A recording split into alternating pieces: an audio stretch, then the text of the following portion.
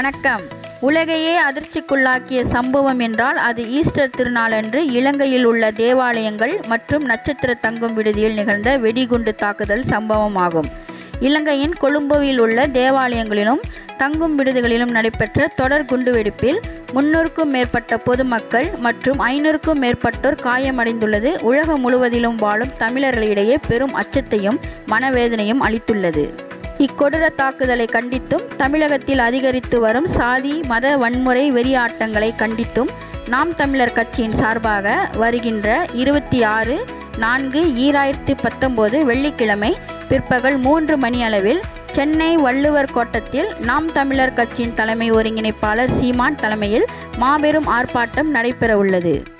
இந்நிகழ்விற்கு மாநில, மண்டல, மாவட்ட, தொகுதி, நகரம், வட்டம், ஒன்றியம், கிளை உள்ளிட்ட அனைத்து நிலை பொறுப்பாளர்கள் மற்றும் இளைஞர் பாசறை, மகளிர் பாசறை, வீரத்தமிழர் முன்னணி, வழக்கறிஞர் பாசறை, மருத்துவ பாசறை, மாணவர் பாசறை, உழவர் பாசறை, கையூட்டு ஊழல் ஒழிப்பு பாசறை, சுற்றுச்சூழல் பாசறை, தொழிலாளர் நலச்சங்கம் உள்ளிட்ட அனைத்து பாசறைகளின் அனைத்து நிலை பொறுப்பாளர்களும் நாம் தமிழர் உறவுகளும் பெருந்திரளாக பங்கேற்குமாறு கேட்டுக்கொள்வதாக தலைமை நிலைய செயலாளர் கு. செந்தில்குமார் தமது அறிக்கையில் தெரிவித்துள்ளார். நம் நாடு செய்திகளுக்காக Kanimozhi. Press the bell icon on the YouTube app and never miss another update.